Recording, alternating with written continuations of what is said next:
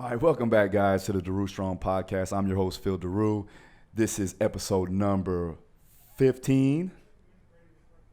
Yeah, 15. We got it. With sleep coach Barry Bridges. Now, Barry has been working with Miss Maureen Shay. You guys know Maureen. She is one of my professional boxers, two-time champion, and going for her third title pretty soon. So we decided to bring on Barry. Barry got a hold of me on Twitter. And he's been working with some athletes over there in South Africa. So decided to hook up with him. And he goes over the methodologies and the systems that he utilizes with Maureen and other athletes and other people that he works with and why sleep is important. Now, before we get into the conversation, I also have Maureen there as a co-host. So you guys get to see her. I want to make sure that we shout out the sponsors. Revive MD. Revive is a supplement company that I trust and use myself. I also have my very own Phil Daru athlete stack that you can find on revivesubs.com, and you can utilize my discount code DaruStrong20 to get 20% off your final purchase. Also, want to make sure that you guys know that we are doing a 6-week off-camp free program if you go on to the YouTube channel, Daru Strong Podcast. It's a new YouTube channel that I decided to make up so you guys can actually watch us in studio as we go and interview all of the guests. So go ahead, go on to Daru Strong Podcast, hit subscribe, and get your chance to win that free program there too as well. Also, want to make sure that you know that I do have a mentorship online coaching course that is available for all coaches looking to enhance their quality as a performance coach, increase their knowledge, understand the methodologies that I use, the principles, the systems that I use with all my fighters and athletes. And that is going to be online. You can check that out at darustrong.com. Make sure you go check it out. We just upgraded the website. I'm very happy with it. My man Chris hooked it up. So make sure you go check it out. Now on to the interview with the sleep doctor.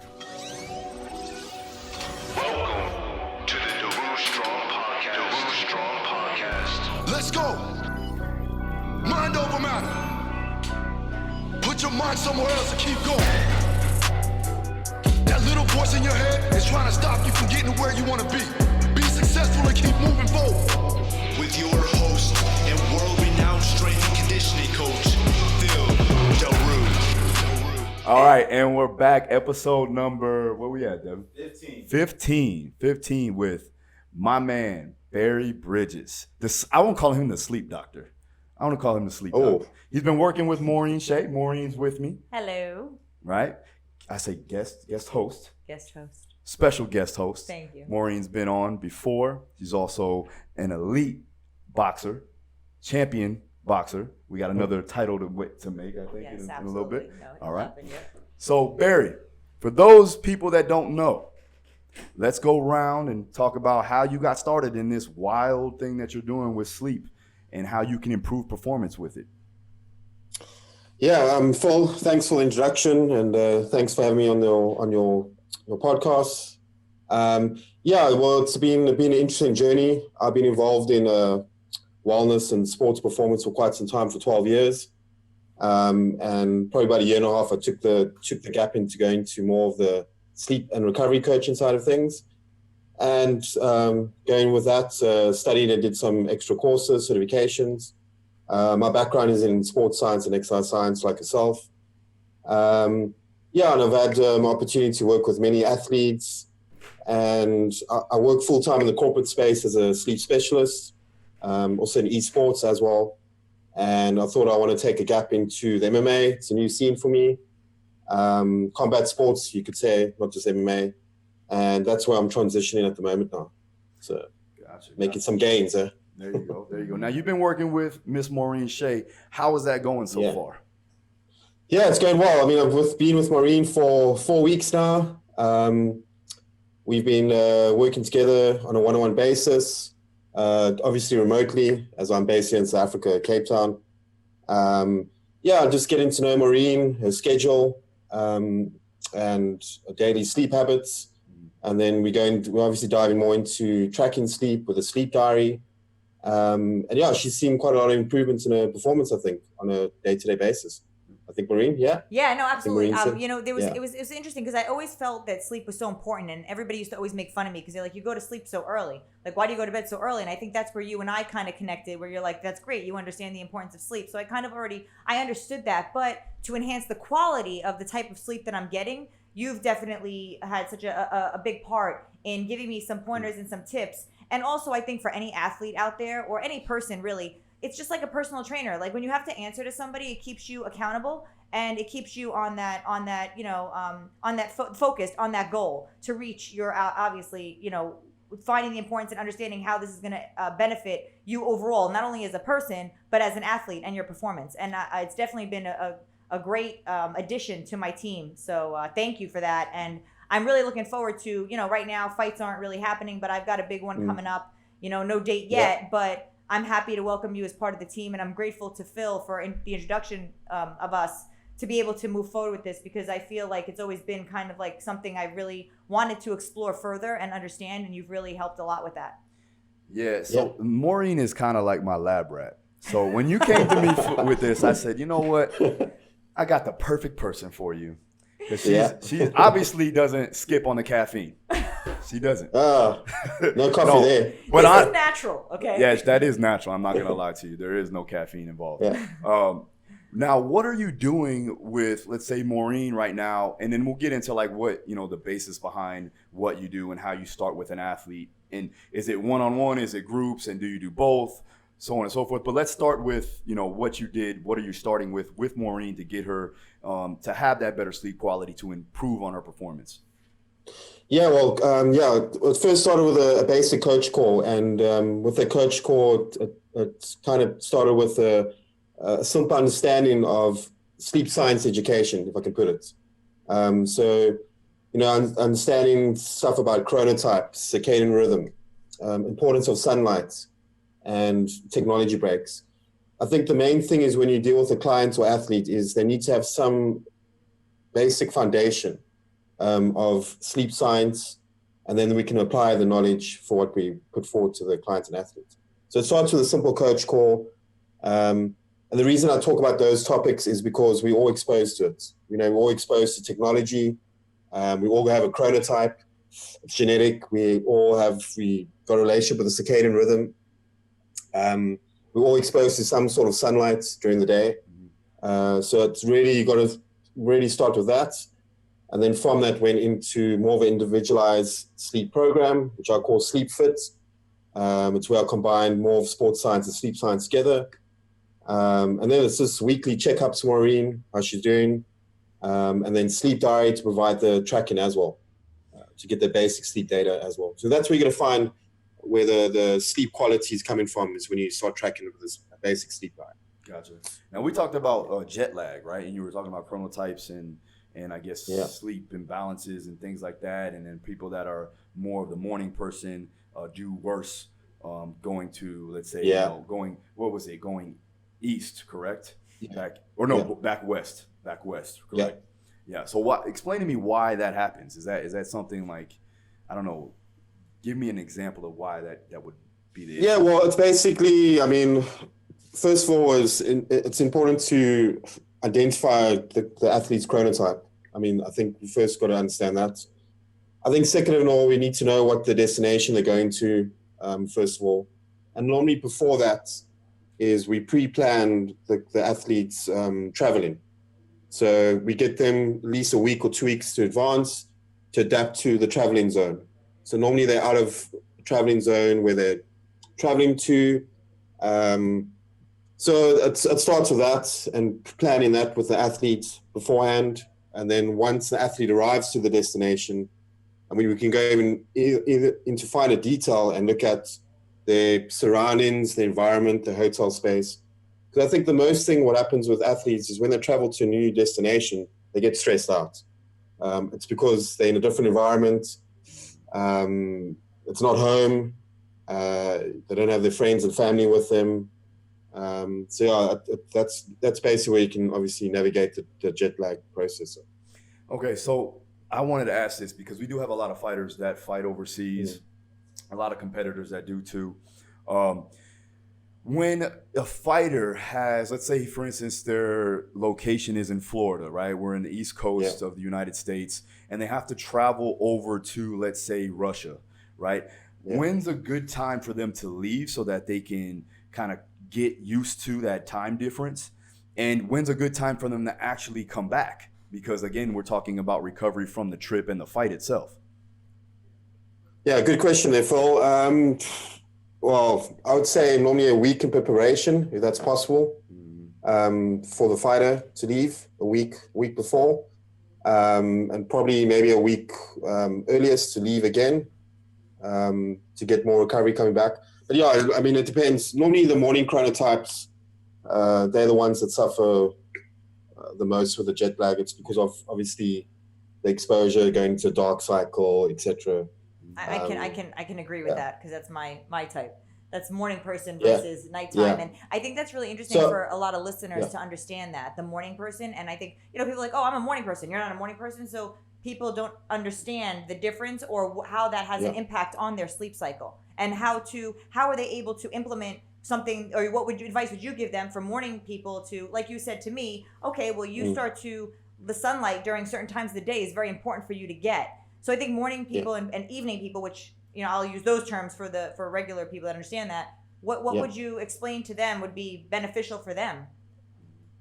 Yeah, well, good question there, Maureen. I think for a morning person, especially if you're traveling and you're fighting in the evening, I mean, a basic tip would be to get, you're not going to get sunlight exposure fighting in the evening, but a simple tip would be having like a light therapy device would provide you that alternative light.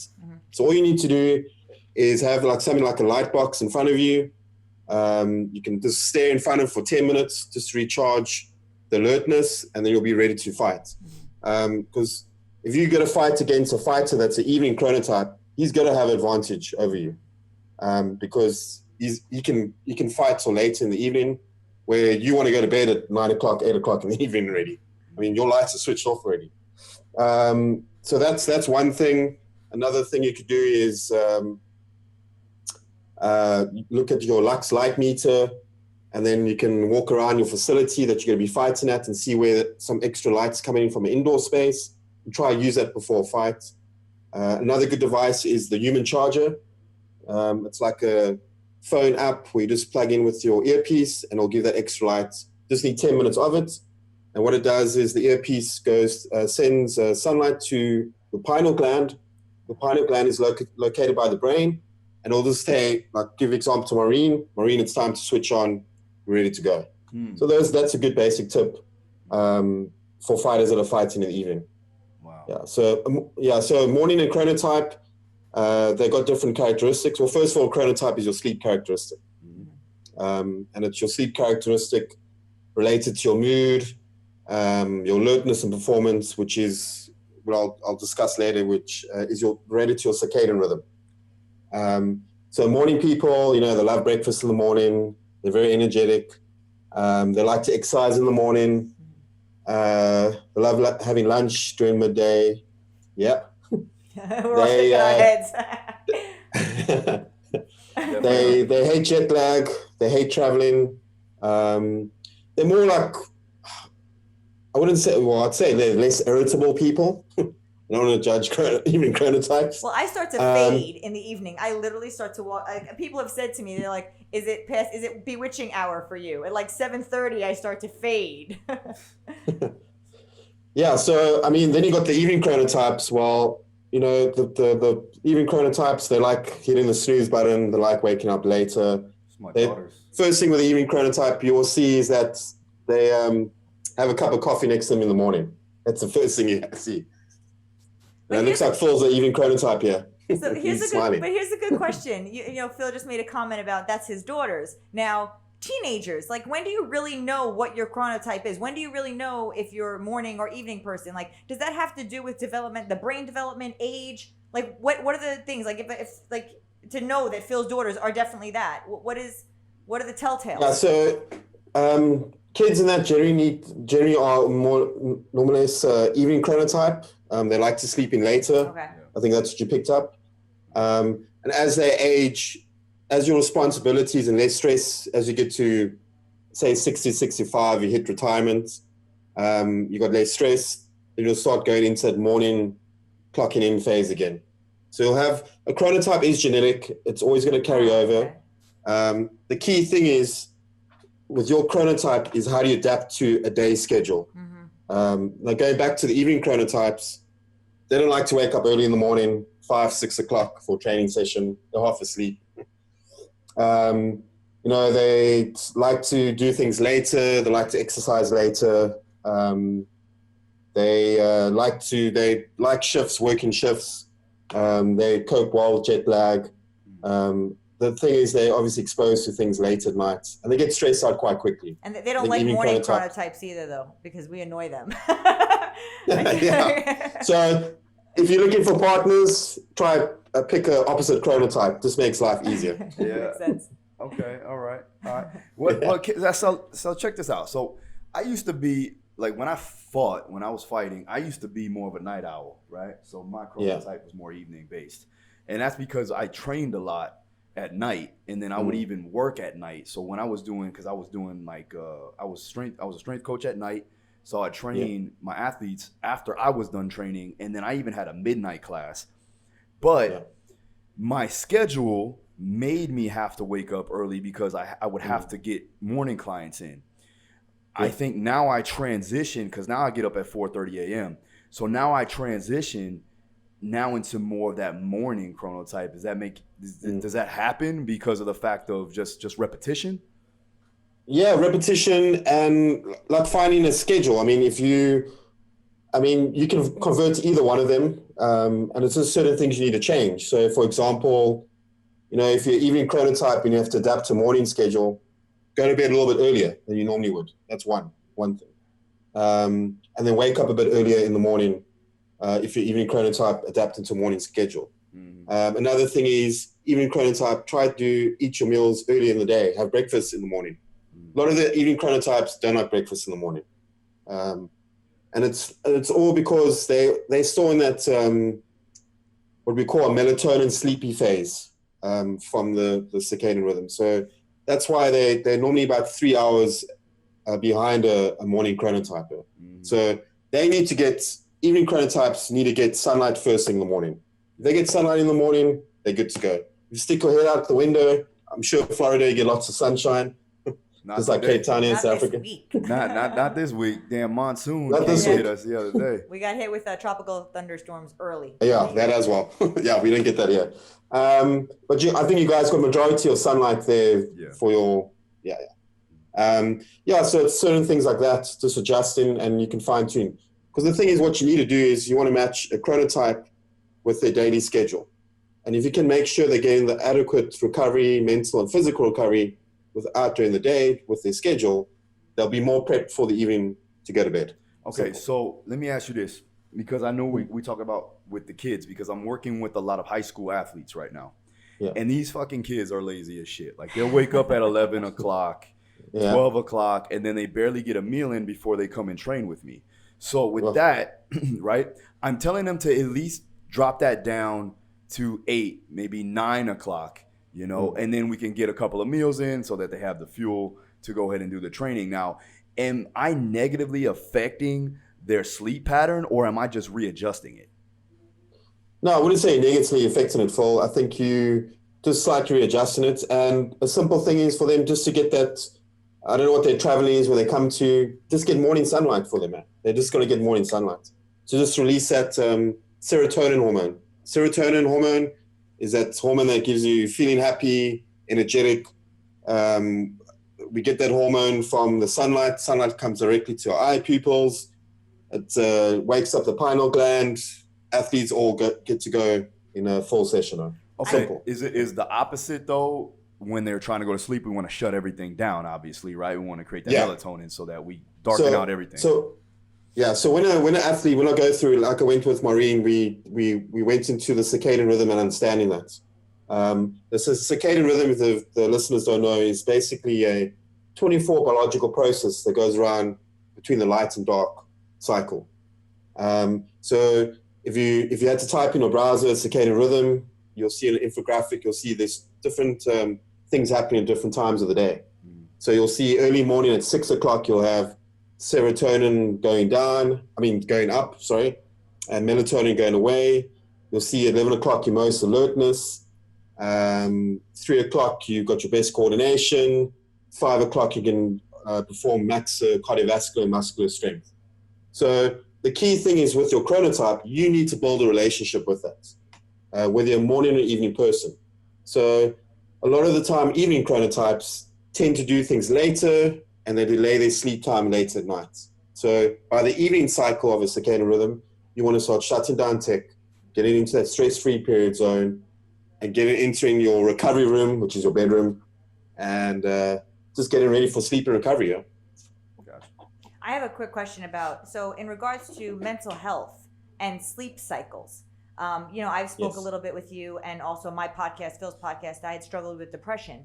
And for me, it was seasonal affective disorder, which I had low serotonin levels. Like when the sun was down in New York, when we had the seasons where there was less sunlight, I actually did use light therapy. So can you just talk a little bit about sleep, like just sleep therapy, or just understanding healthy sleep cycles and mental health? Yeah, good point there, Maureen. First of all, we need to understand that it's to take approach in sleep, it's better to look at a polyphasic approach. Mm-hmm. So when I say polyphasic approach, is breaking your sleep into cycles. Because we need to understand we can't really sleep. What we were taught back in our younger days is sleep in a monophasic approach. Monophasic meaning we sleep in a long length chunk, 8 to 10 hours. Now, unfortunately, things have changed. We're more exposed to technology, and we've got more heavy schedules. We have to work a morning shift and an evening shift. So an easy way to do is to break down a client to athlete cycles into 90-minute cycles. So when we're looking at cycles, we're looking at either 4 to 5 sleep cycles, because we can have more control over that. So if a client doesn't get 4 to 5 sleep cycles, they get 3 sleep cycles. We can still look during the day where they take technology breaks and naps possibly, and that will obviously add to more sleep quotes and sleep time. So that's where we can control. But when we too focus on the myth of 8 hours, which I don't think anybody can get because, I'm just saying we all got busy schedules, whether you're an athlete or a worker, got a day-to-day job. I mean, it's difficult. So a better arrangement would be 4 sleep cycles, which will give you 6 hours. 5 sleep cycles will give you 7.5 hours. So that'll be roughly 8 hours as well. And when you do, if you had to go to a sleep lab to do some testing, they will look at your brain in sleep cycles anyway. They'll detect all the brain activity within 90-minute sleep cycles. So this is a better approach, and makes it understandable.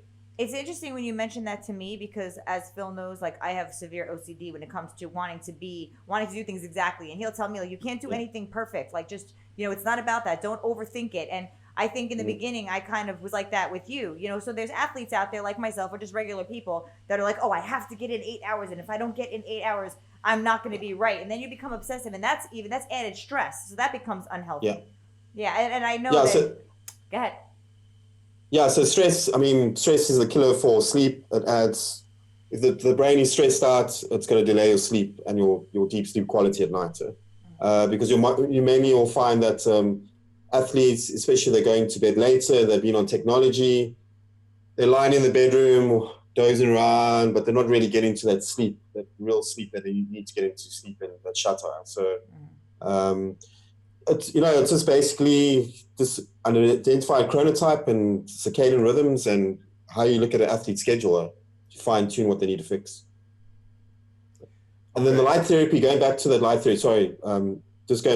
therapy, there are additional light boxes, there's a human charger devices.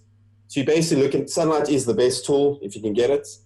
And if you can't get it, there are different devices, like I mentioned, a human charger, a light box that you just put in by your desk, and you can use that as alternative lux. And then you can use the lux light meter, which I've given you, Maureen. Yes. Switch it on your phone. If your phone has a light sense, will work. And when we talk about the lux light meter, all you need to know is that the higher the lux is, the better the light coming in. So use that spot in your apartment or house or gym, especially if you're evening chronotype training in the morning. Maybe use that little section to do your physical training. It's going to make a huge difference. So Barry, the thing that I always run into, and because I'm a strength and conditioning coach for combat sports and in pretty much now all sports, I do run into a lot of those old school mentality skills coaches, right? Where it's like, you don't need that. Just, rub some dirt on it, eat some good food, and then that's it, right? How can you go about, let's say, for instance, like we got a great coach that we work with, right? Derek Santos is one of the guys that I could say that I can converse back and forth with. He gets it, right? But a lot of coaches are not like that, okay? How can you go about relaying over the information that is going to help the coach understand that this is actually going to be beneficial? And you can go through like a baseline approach, but just give me like an example of how you would actually approach a coach. Because again, if somebody wants your services, they have to be able to convince the strength or the skills coach to allow that to happen for their athletes. So how would you go about doing that? Yeah, good question, Phil. Well, I think it starts first of all with an open conversation. I think it starts with an open conversation with the coach. I think when you work with coaches, they want to have some trust in you. They don't want to hear you talking a lot of rubbish, and starts with an open conversation. And then once you've got that open conversation, that you've got the relationship built with them, then you can provide maybe an educational workshop. Because most coaches will understand that sleep is important. They'll have, that we all have to sleep. We have to do it. It's a main function we have to do day to day. So I think those are the two things we'd start with. Get a group of people, the coaches, and start with education, because they need to get the buy-in. And once you build a relationship, you can get that. But I think when you go in there and storming in and saying, hey, I'm a sleep coach, no, I want to do sleep training, they're going to probably laugh at me.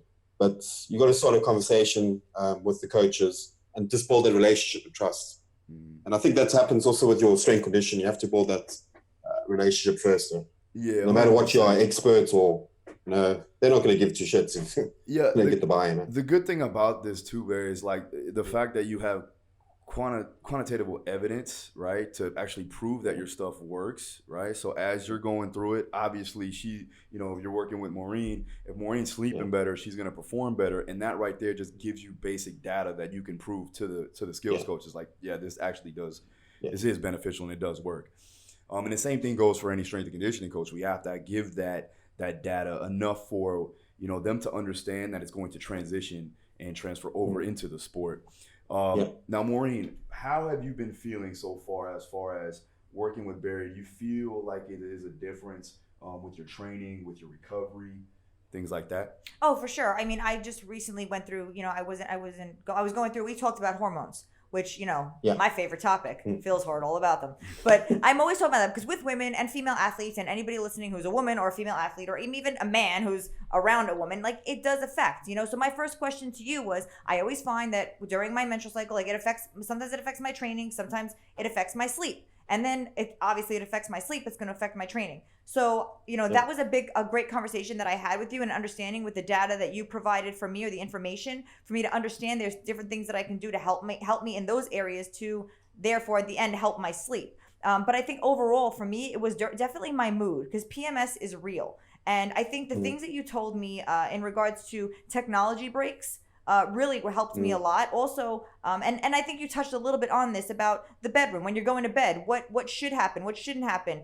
The questions that I have to answer in my sleep log are, or you had asked me about, do I share a bed?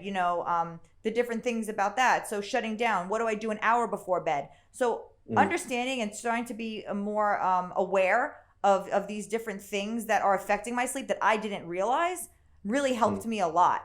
So I think another question is, what is the best type of sleep area, obviously the bedroom for a person, what would, like I told you, I have blackouts, but you also said the blackouts are good, but as soon as I wake up in the morning, I need to open them to get the sunlight. So that was something I didn't think about. Blackouts like what though? Well, the shades. Blackout curtains. Okay, yeah, the shades. Because let's make sure you say that the right way. So, Blackouts. I'm sorry. Blackout curtains.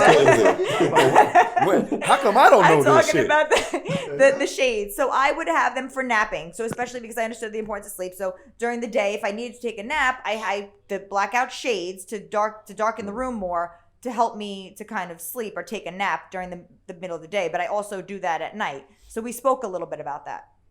Yeah, I think another good tip is, I mean, most people have some setup of technology or computers in their room space because they work in the bedroom, which is not ideal. And normally people go from watching Netflix or busy on the laptop, and they go from there straight to bed, which is not ideal. We want to have that stress-free period for the brain to get into that mental and physical recovery. So a nice quick tip would be, when you go from the laptop or your TV screen to watching Netflix, just make sure you cover that power button, because what's going to happen is you're going to go to your bedroom and you're going to want to switch your TV back on or computer, because your brain has been stimulated to wants to respond to that switcher back on. So that's quite a quick tip for guys athletes that have TVs and computers in the bedroom space. And I think the technology breaks. I started forgetting my phone, which was awesome. And then I took a social media break because of that, because I realized like, okay, I really want to reset myself. But, you said, going to the bathroom. I don't even think people realize that a lot of people go to the bathroom with their phone. Like, go to the bathroom without your phone, go for a walk. I started walking my dog without my phone, and I've been doing that. I made a conscious effort to do that because the technology breaks help. Yeah, well, I mean, technology breaks, it's a game changer. Like I mentioned earlier in the conversation is, when we have those sleep cycles, we can still get some mental and physical recovery during the day by taking these technology breaks. If we take, a technology break is a complete switch off of technology. No phone, no cell phone, no PC, but consistent breaks. So when I say consistent, I mean every 90 minutes, because we know that the brain can only function at peak performance at every 90 minutes. And what happens is after the 90 minutes, the brain goes through a glucose depletion. So that's why you normally have to have fluids or be nibbling on something to eat to make sure you're like wired and ready to go. It's like almost a cell phone recharging all the time. Yeah. So if you take those technology breaks, say 5 of them throughout the day, depending on your chronotype, you take 5 minutes or 5, that's 25 minutes. So if you look at that, that's really a nap. Mm-hmm. And if you're taking another nap in the afternoon or midday, whenever, that's another quality of sleep quota. And then you get your 4 sleep cycles in, or 5 sleep cycles in. Man, now you're looking at better improving your quality, because you're preparing your brain for physical mental recovery when you get to bedtime. It's a real game changer. I've seen it in my clients, my corporate guys I work with, the corporates. I mean, they spend hours and hours at a computer, software engineers, athletes, they're always on social media. Yep. Trying to promote themselves and stuff like that. It's just one of those things. So really a game changer. The key is to when to take it. And again, it goes back to what is your chronotype? Mm-hmm. Because we know that both chronotypes have a dip in energy and performance at a certain time of the day. So getting closer, that's a good one. So getting closer to competition, right? You would want them to be more, especially if they're fighters, you would want them to be more of that evening chronotype. That's definitely. Correct, right? A morning person, the nice thing of morning chronotype, You're going to have your hands full with me when we get close to competition. Oh. No. You know what though, in regards to that, just not to interrupt you, but I'm excited because I've been successful, even though, listen, I've had fights where I fought at 2:00 in the morning. I had jet lag and I was fighting at 2:00 in the morning. I still won, but I looked good, but I can only imagine how much better my performance would be having you in my corner now. It's going to be different. So I'm excited for that. Yeah, if you've got your human charger there, you plug it in before your fight, 10 minutes, boom, your brain's going, time to get ready. I've had another fighter. I've got a top female athlete. She's a top fighter in Africa. She's moved to Europe to fight in Aries Fighting. She went from being in South Africa to Netherlands, which is a completely different environment. Wow, yeah. And her sleep went really downhill because she's in a different environment. So I've been working her also for about 4 weeks. And man, she's seen a lot of improvements. I think she's an evening chronotype. Yeah. Mm-hmm. So, and she's got a morning schedule. She's I think a trainer coach. Unfortunately now she's only really reopening and starting business again in the Netherlands.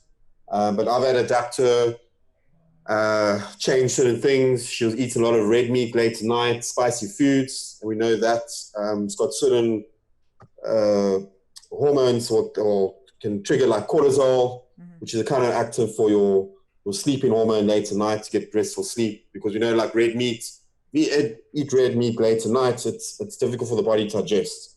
So normally a good tip is rather have your red meat early in the day. And she's been adjusting quite well to adapting to a morning schedule. It's getting sunlight, technology breaks, and she's seen a massive improvement in a physical training. I think, Maureen, you mentioned as well earlier last week that you've seen improvement in your movement ability. I think Phil also mentioned that to me as well. Well, my mood, your boxing and sparring. Yeah. Oh, yeah, for sure. Yeah. That, and I also, you said something about environment. Now, somebody like myself, who I moved from New York to California, not only time change, but environment. Then I moved from California to Florida. So temperature, time difference, environment plays a big role as well, as far as, speak a little bit about that, as far as, the heat. Because I know for me, it's hard to sleep in the heat, and then having AC, never using AC for 8 years in California. Yeah, well, depending on destination, obviously Florida is a bit much hotter than New York. Ideal body temperature, looking at 16 to 20 degrees max for when you enter the recovery room bedroom space. And then you can look at obviously your... Oh yeah, that's right. That's Celsius, by the way. Not Fahrenheit. Yeah, we're working on different systems. Celsius, sorry, man. That's cold. Yeah. Sorry, man. I got Sleep in a nice bath. Yeah, man. And looking at your bedroom sheets as well. I mean, you can always go down a finer line. You can look at what type of bedroom sheets you have. The cotton material. There's a measurement tool. They call it TOG in UK. I don't know if you have something like that in America. We can look at different temperatures for the sheets when you get a bedroom sheet, because ultimately what you're lying in is going to cool down your body temperature. So if you're wearing warm clothes and covering yourself up, I mean, it's going to create a bit of discomfort. Yeah. So I want to throw something real quick at you. So we haven't talked about this, and I don't know if I told you, but I have a weighted blanket. What is your weighted? So it's got a Cool Max sheet on it, a duvet cover, and I've used it and I haven't used it. What do you? Because I had read that it's very good to help promote deep sleep. A weighted blanket. It's a 35-pound blanket that I lay on me at night. Is that just a fad, or have you done any research with it? I've never heard of that, to be honest. Really? Wow. That's interesting. That's something I'd like to talk to you about too. I haven't used it. I haven't been using it, but I'm just, I know, but I'm just saying, like, that was interesting because I know a lot of athletes, but I know athletes that have heard of it. Huh? Yeah. Speaking of that, there's a company in Florida. And I'm going to be testing one of these kits out. It's called a deep sleepwear, and it's basically like a hoodie. It's got polyester fabric. And basically what that does is it cools down the body temperature. Also, it has this mask that covers any light coming in from a bedroom space. So yeah, I haven't used it yet. I'm going to try it out. That's interesting. It costs $99 for a male and female. Cheaper than my blanket. Yeah, actually. But it's, at the end of the day, it's still, we can have all these tools and that, but we need to look at also our day-to-day schedule and how we prepare for our recovery leading up to bedroom. Nice. We can have all these tools and gimmicks, but if we don't know what our chronotype is, we don't have a basic understanding of circadian rhythm, man, we're going to be all over the show. Mm-hmm. We're just going to be doing things late at night, doing the wrong exercise training this time of the day, and it's going to be a complete mess. Yeah, you got to find that balance between the technology and your practical application and how you can understand an individual, which is very important from a communication standpoint. I know you guys have been communicating. You have a couple other athletes. So now I want to let you go because I know you got another podcast you got to get on. Go ahead and let them know. We're probably going to be doing more in the future, guys. So all the listeners, everybody viewing, be on the lookout. Me and Barry are definitely going to be doing some more work together. Give them the opportunity. I'll give you the opportunity to let them know where they can find you on Instagram, Twitter, all of that. Go ahead. The floor is yours. Cool. Thanks, Phil. So I'm just on Twitter and I'm on LinkedIn. So LinkedIn, if you want to connect with me, it's Barry Bridges. And then secondly is Twitter. It's Barry Sleep Coach. So Barry, capital B, and Coach, capital C. Barry Sleep Coach, at Barry Sleep Coach. That's it, man. No Instagram. No Instagram? Oh, you better get that Instagram. We got to get you on Instagram. I've got Facebook, but I've got another name. It's Random Bridges. Yeah. Instagram. Let's get you on the Instagram, brother. We'll make it happen. All right. So Barry, thanks so much for coming on. Go ahead and get to that podcast. Listen, we'll talk soon, brother. And Maureen? Thank you. I will speak to you. And I got to send you some data. Friday's at chicken. Yes, absolutely. Every weekly's a chicken. Yes. Man, thanks Phil. Thanks Maureen. It's been a pleasure. No problem. All right. Take Peace care, out, Barry. guys. See you.